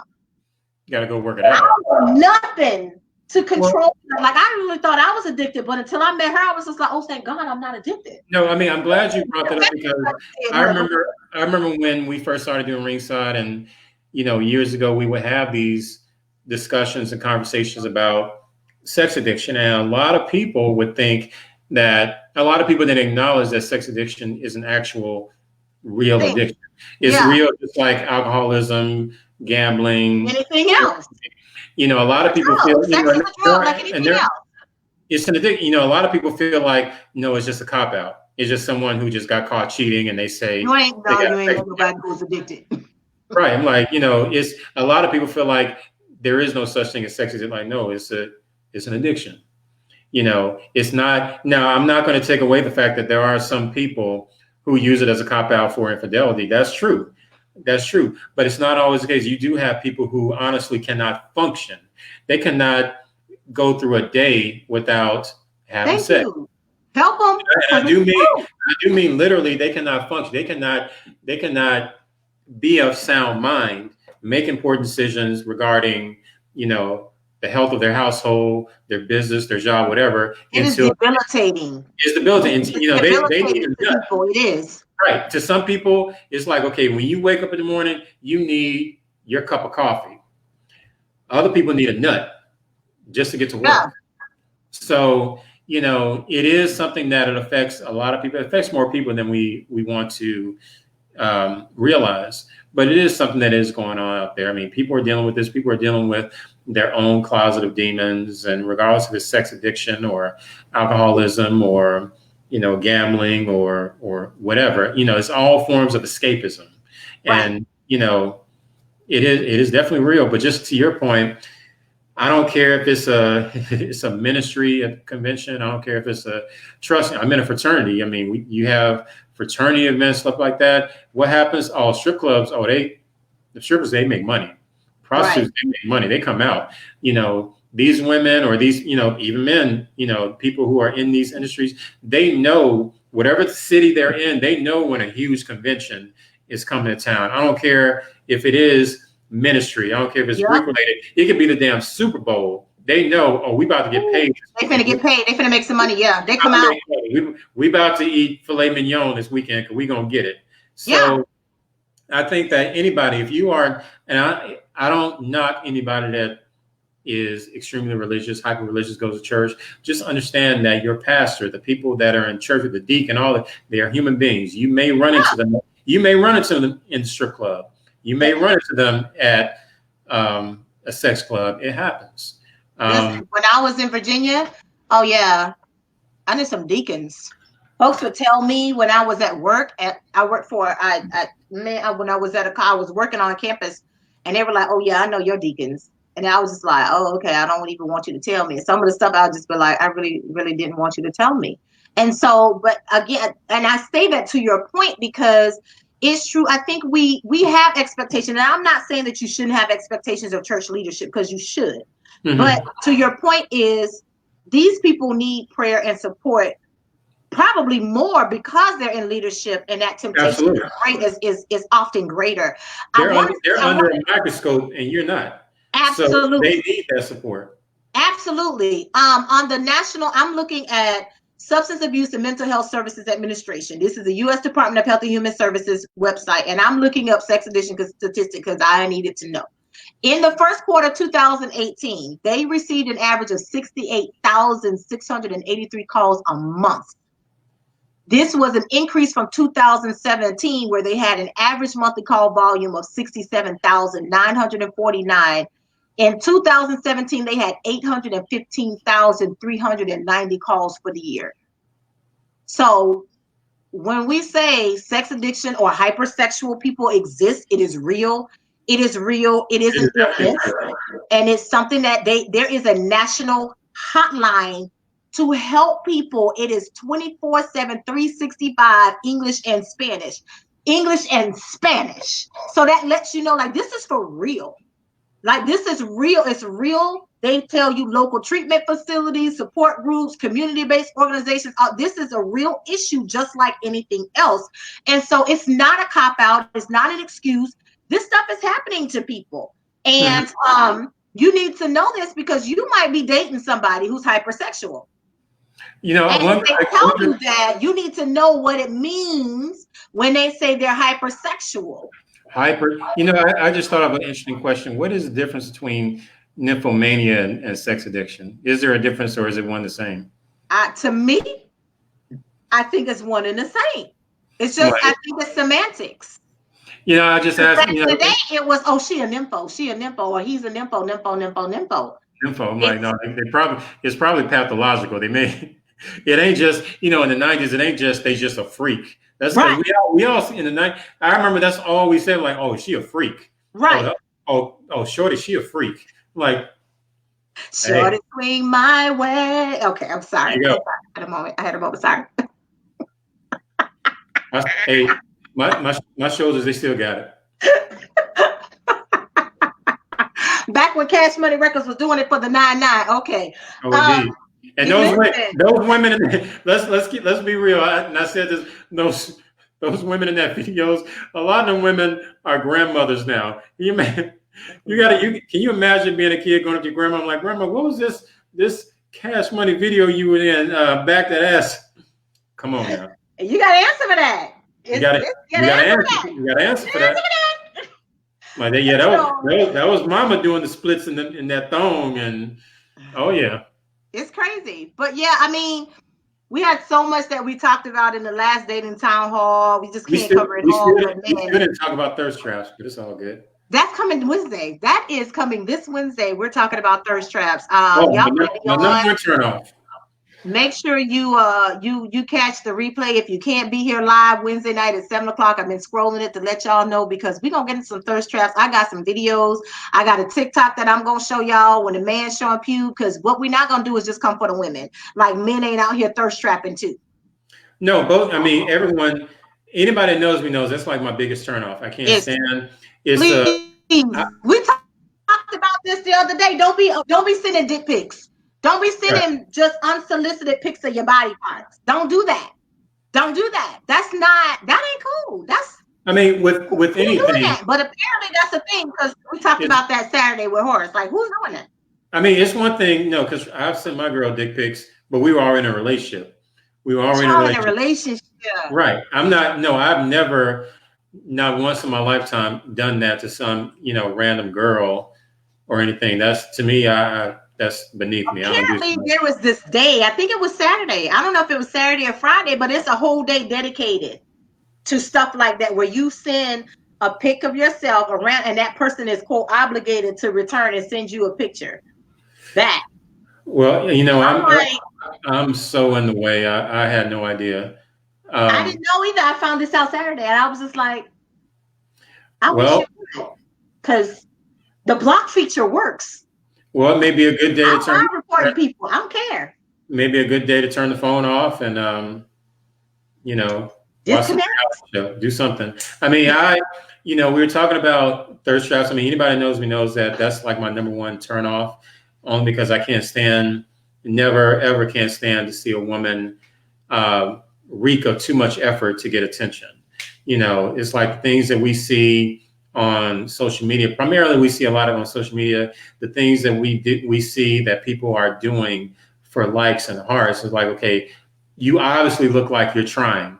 Right. You did this because you need some likes. I don't know if this is the only thing that's keeping you from putting a bullet in your mouth or something, but you needed some likes today. You needed some attention. Right. I would tell people, if you are on my friends list, if you post too many selfies, I will unfollow you.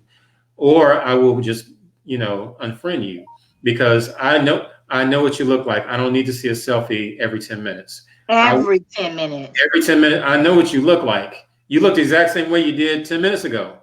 You didn't change. I don't need to see it. I think there was a red flags. There are clearly red flags. And like Epiphany said earlier, there are some deeper issues there. There's some deeper issues that really, I look at some stuff and I'm just like, oh, you got deeper issues that you really need to be laying on somebody's couch about.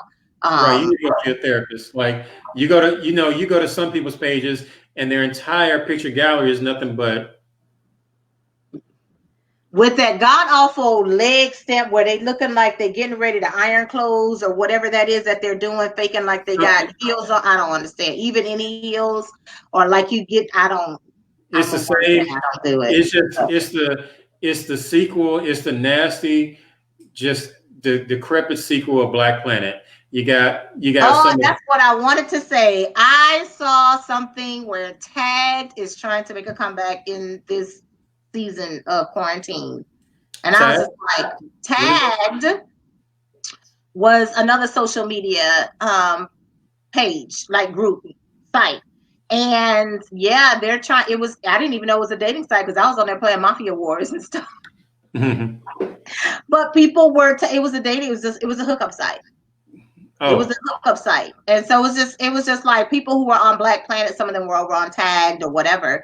But yeah, that's what it was, and it was just interesting. So I saw that recently when I was researching dating trends and stuff that was coming up, and it said Tagged is looking to expand the page and research and try to get people to come back to the site and do some more stuff and reconsidering how it is as a dating app. And I was just like, oh, I didn't know it was a dating app because I was on there playing Oh, yeah.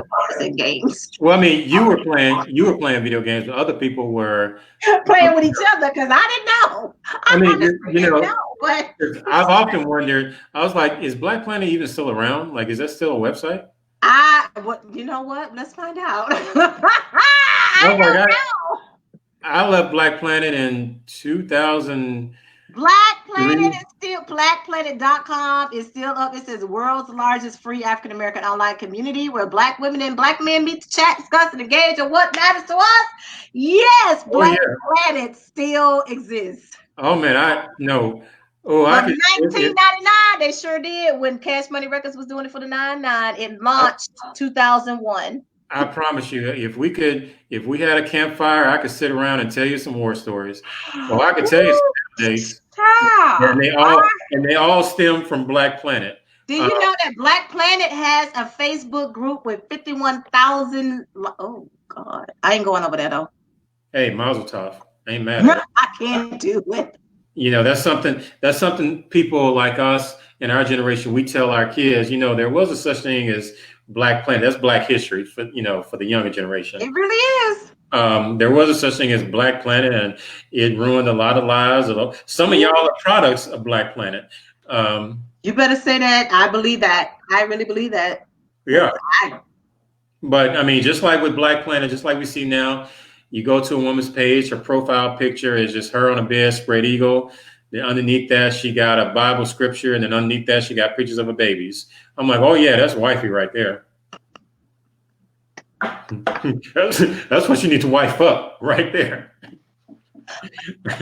That's called, boys and girls, that's called sarcasm. You don't wipe that shit. And it's funny because Horace posted a meme on Instagram the other day. He said, this is me. It was this guy, he was looking crazy. He said, trying to read the scripture under a woman's boobs while she ride him. I was just like, hey. First of all, why is the scripture under your breast? Who's going to see that? That's obviously just, it's an oxymoron. The stuff people do is just don't make no sense to me. It's just one of those, everybody's different there. I know that they exist because there are people who like them. Maybe it's just me. I'm a weirdo. Mess with these, though. They're perfect the way they are. We don't mess with it. They don't need decoration. Take care of them. They don't. Ain't nothing wrong with a little decor. Some decoration is okay. If you want to get a barbell to the nipples or a nipple ring, all that can be sexy. My name ain't Janet Jackson because you're going to mess around and do that and lose all feeling because I know somebody who did. Oh, that's terrible. That's tragic. All feeling.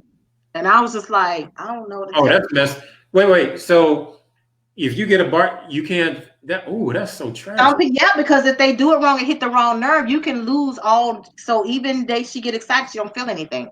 I feel so bad for this person needs a telethon. This was way back in the day. Same thing, but then she got it because our other girlfriend got pierced down there, and she was just like, oh, it heightened her and all of this other kind of stuff. But the guy who did, he said, listen, you have to understand that it's a trend, it's a fad, but everybody's body responds differently. Just because it worked for this person and increased their sexuality and made things more pleasurable for them doesn't mean that it can really mess you up because everybody's body is not the same. She's like, oh no, I got it. Oh, okay.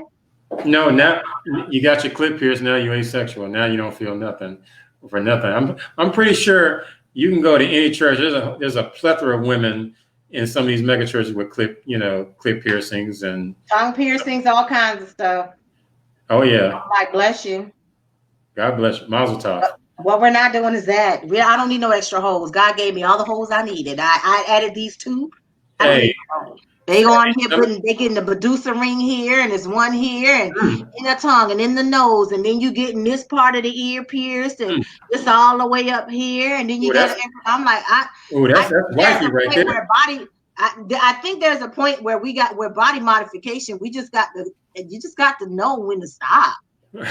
Oh, and I'm like, you see that? I'm like, you got to wipe that. I hate you.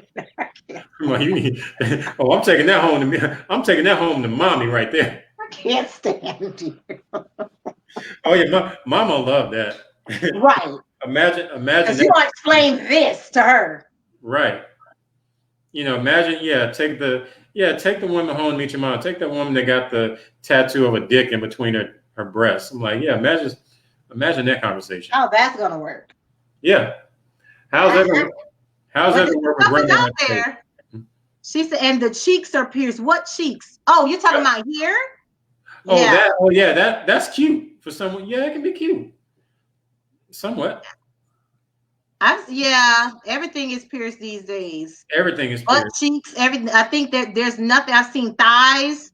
I'm like, I don't understand that, but again, it's body modification, and I don't know if it was me and Epiphany or Jeff, but we were talking about body modifications, and it's just like, when is it too much?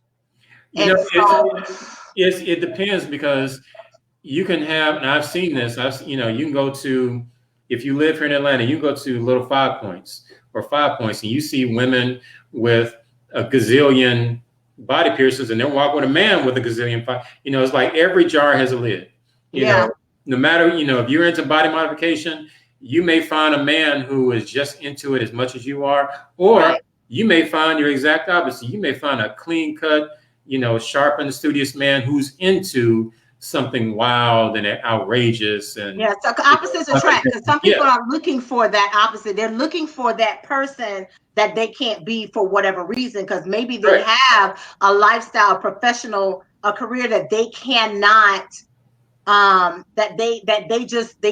won't allow that. You know what I'm saying? So they might date the woman that has a tattoo on the foot or the neck or the face or wherever, because they can't. They just simply can't. And I get it. I'm saying, again, the whole opposites attract thing that exists. It's real. I get it. It definitely exists. I mean, and everybody's different. It's subjective because, as far as tattoos, I definitely see women with tattoos that I like.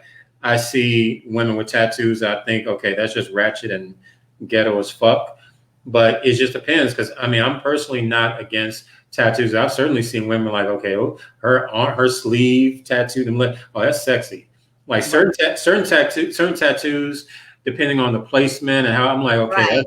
that's really sexy, is wild. And others I've seen, I'm like, okay, those are obviously prison tattoos. That's not cool. Right. I think it's like, my no. question is, once you get all these tattoos, when your body gets older and that skin starts sagging, what that's gonna look like? I guess that's my mind. Yeah, it's gonna be a funny conversation piece. That's what it's gonna be. It sure is. It really is. That's why I got mine where it is, because that part of the body, that skin don't usually sag. Oh, thank God for the back. Hey, That back tight. I'm with it totally. I love tattoos. Body modification, like, do you? No matter what you're into, somebody out there is into the same thing. You just gotta find your tribe. Yeah, I agree. So y'all, that's been tonight's conversation with Mr. Smooth himself, Tre Amazing. We will see y'all Wednesday night at 7:00. We are going to get into these thirst traps because I got some good ones. I've been finding some stuff. I sent Tre and the team one from Twitter the other day. Yeah, that was. Yeah. Yeah. We talked about that. Yeah. Yeah, we got a couple. Oh, I got some more. I got some more. Oh, so I got some more. We got some more, baby. We gonna talk about these thirst traps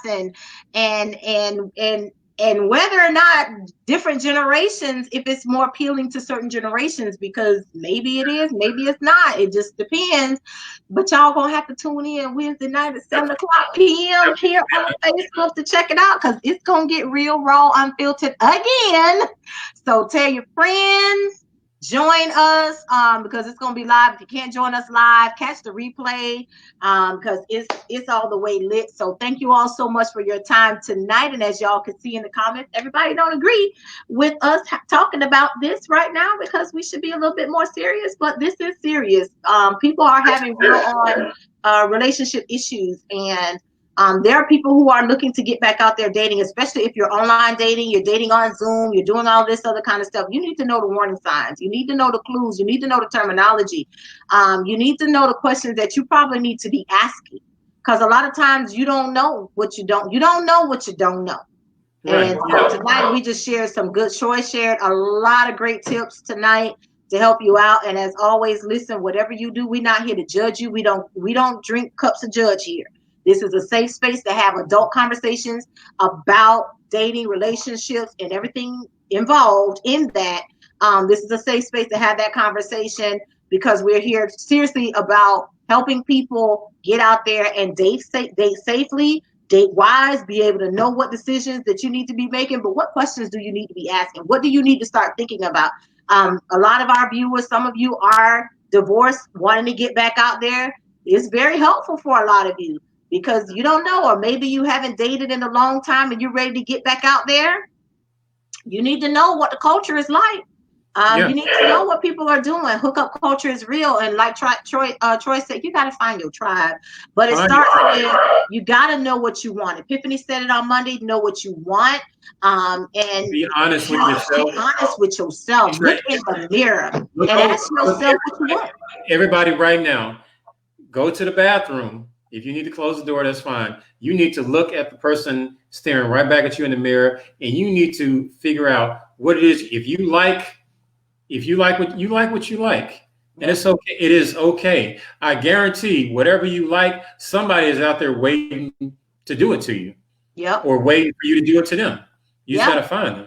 As opposed, don't be up here getting married or getting involved with people that are not your flavor just for images, just to keep a societal image. Like, no, you're doing a disservice to them and to yourself. But you need to be doing it just to be doing it, or because you want to be somebody's trophy. Because at the end of the day, you finna make a whole lot of people miserable, not just you. It's finna affect other people. So think about, you have to think about the decisions that you make, because it's not just affecting you. It affects so many other people beyond you, because you just want, like Horace said earlier, YOLO, you only live once. Okay. You only go there one time. Just, for however long I have left on this planet, while I'm above 6 feet, my desire is to devour this life and, experience it to the fullest. If what I do or how I get down is not your flavor, it's all good. Because at the end of the day, both my hands are on my steering wheel all the time. If you're not with my destination, you can get out the car and go climb in someone else's car. So you have to acknowledge that, find the strength to say, it's okay to be different. It's okay to go outside the lines. If you are happy, because at the end of the day, you're going in that ground by yourself. And the last thing you want to do in your last few minutes on earth is to regret and feel like you lived your only life to please other people. That's your life. God gave you that life for you and nobody else but you. I will say this to the comment you made earlier about people in the comments thinking that we should be talking about something more serious because of everything going on. I'm like, look, I watch CNN all the time. I get tired of hearing about the infection rate or the death rate or there's so much negativity already in the news. There's so many other things that could be bringing us down. If you want to focus on more serious, pertinent conversations related to, what's going on in the world concerning the pandemic or whatever, CNN, MSNBC, Fox running all the time. It's right there. You can go join in. There are groups on Facebook. There's so many other avenues where you can engage in more serious conversations. I don't want to engage in serious conversations right now. I do that enough. My background is public health. I work at the CDC. So I do want to unplug. I want to unplug and I want to talk about fucking. Okay. I'm a breast man. I love talking about titties. So I can't talk about titties at work. I can't talk about titties with my CDC coworkers. So when I come home, it's all about titties. All right. It's all about fucking. That's what I'm into. So if you're not into that, why are you here? We talk about relationships. We talk about sex, sexuality. It says dating and relationship town hall. It says dating town hall wrap up. What did you think dating town hall was about? What did you think? I mean, this isn't the RNC. Okay. We're talking about dating and relationships. Yeah. And I think that, again, it's all about perception and perspective. And I don't want to see, again, like we have 774 dead people in Florida. I don't want to see no more numbers about what's happening. I want to see how we can have a conversation that's going to help people move their lives forward, especially for those of you, again, who are interested in dating, interested in relationships, whether you're married or you want to get married, you may never want to get married. You still need to know what the culture is, what's out there, what's happening, so you can navigate the dating world safely. You need to know what's out there, because again, like we said, polyamory exists. If you don't know that married couples are looking for people to join them because they're looking for playthings to join their families, that exists. And Yeah, if you're dating and you don't know, you got to know. You know what I'm saying? Like, it happened to Horace. It happened to Jeff. Jeff talked about it. I mean, you This stuff have is real. people, regardless, you got people who want to swing, people are in the pot. You have people who are into cuckold fantasies. I have a friend of mine at our very, very first Sweet Spot event in 2015, 2014, whatever. He was approached by a man who's interested in cuckolding. I'm like, that's a real thing too. Yeah. So just keep your ear to the ground, understand what's going on. But first and foremost, don't be afraid to ask questions. That's the thing. ask Please. questions. Ask questions. Don't be afraid to ask questions. If you have questions that you want us to answer. Someone says sister wives. Yeah, it is. That's real. If y'all got questions that you want us to explore and have that conversation in, drop them in the comments. DM me. DM Troy, Epiphany, Jeff, Horace. Let us know. And we'll get into it because we're here to have that conversation to help you. Can I throw out my IG real quick? Yes, let Troy tell it. Hey, lucky guess. Everybody out there, if you're on Instagram, please follow me at Let Troy Tell It. You can keep up to date with all my shenanigans, ringside, Sweet Spot, and otherwise. But yeah, definitely follow me when you get a chance. Let Troy Tell It on IG. If you're on Facebook, which I'm pretty sure most of you are, please go to the search bar and type in Ringside. That is the private group. I got it up here. Hold on. Trust me, bye-bye. Come on in the Ringside. It's never a dull moment. It's sure right. Because I know some today. Right. If you're in there long enough, I got a lot of people that like me. I got a lot of people that hate me. But it's all good. I wasn't born to be liked.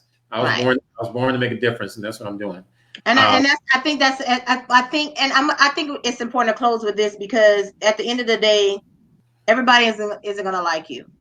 But people who stir up, when you're talking about stuff that make other people uncomfortable, they're going to find all kinds of reasons to trash it because they don't understand it and they're uncomfortable with it.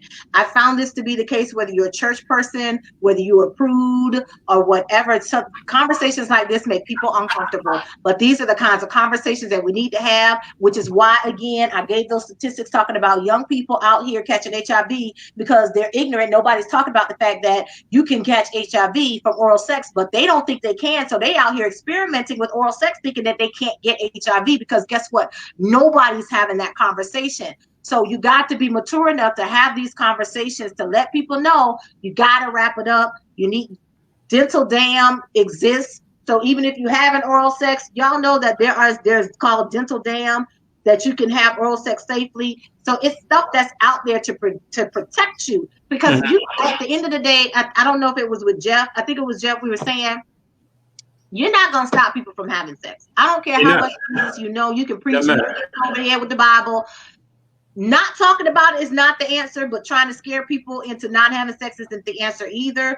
Give people the information, prepare them, let them know, and hey, they're going to make the decision that they're going to make. But not talking about it is why we have high HIV rates, which is another reason why I don't want y'all talking to me about coronavirus when HIV been out here ravaging whole neighborhoods and communities and y'all still ain't using condoms. No, I agree. HIV and heterosexual Black women, that was a topic of my grad school thesis. People are, I do agree. I agree with that 1,000%. It doesn't matter what's going on. It doesn't matter what's out there. People are contracting HIV, AIDS, whatever case. People are going to still have sex. People out here fucking like junkyard dogs. It don't matter. Like rabbit, humping. Right, exactly. And at the end of the day, you'll never hear me say, I'm never preaching, if abstinence is your thing, do your thing. I recognize that as humans, we are sexual beings. Only thing I ask, because of the conditions that are going on in society and the world, wrap it up, know your status. I promise you, getting tested for HIV and AIDS is fast, is simple. In majority of cases, it's free.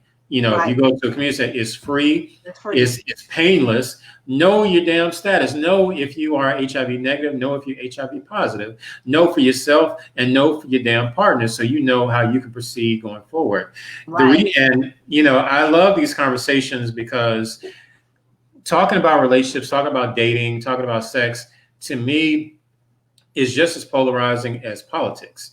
You know, you can look on CNN, you have Republicans and Democrats arguing about the best way the government should run. Well, same thing. You have people who are traditional minded, people who are not traditional minded, arguing and debating about the best way relationship should run, best way Right. marriage should run, best way sex would. So it's always, anytime you're in this vein talking about this topic in this genre, it's going to be polar. You're going to have people, you know, on one side that are going to love you and love your perspective, the other side, you know, they're already damning you to hell. And Yeah. so like I said, I've been doing this so long. I know there are Facebook groups out there dedicated to not liking me.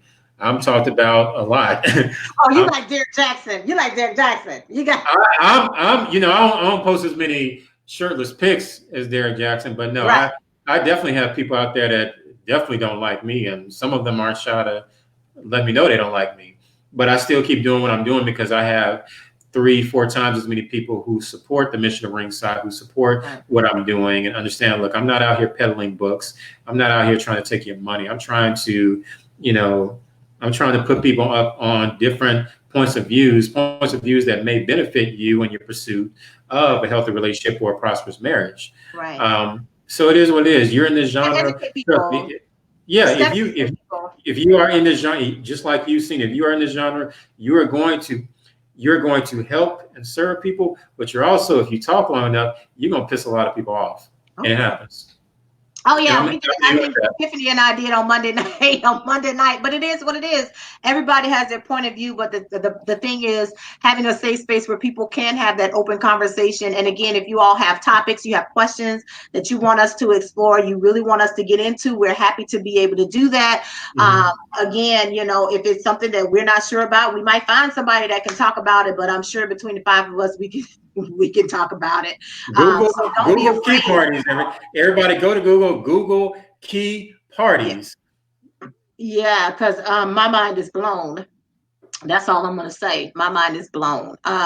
Again, you just can't. Again, if you're talking about dating and relationships, you just cannot be afraid to explore and ask questions. You know, so yeah, thank y'all for tuning in with us tonight. You've been here with me, Dr. H, and Mr. Troy Bond, Tre Amazing. We will see y'all Wednesday night, 7 o'clock p.m. It'll be me, Troy, Horace, Epiphany, and Jeff. Going down Wednesday. Listen, it's going down. It's going down because these thirst traps are real. You need to know how to avoid them. Somebody wanted to learn how to be a thirst trap. I'm sure you might learn how to do that if that's what you want to do. But thirst trapping is a culture. Yes. It is real. It's a culture, and you need to know. Some of them are more obvious, but there are some that are a little bit more subtle, and you need to know the difference between the two. Because some of y'all just want to get flued out. And that ain't working for a whole lot of people. So yeah, we thank y'all so much. Have a fantastic night, and we'll see y'all Wednesday night. Bye. Wednesday is going down, and we hope you do too. Yep.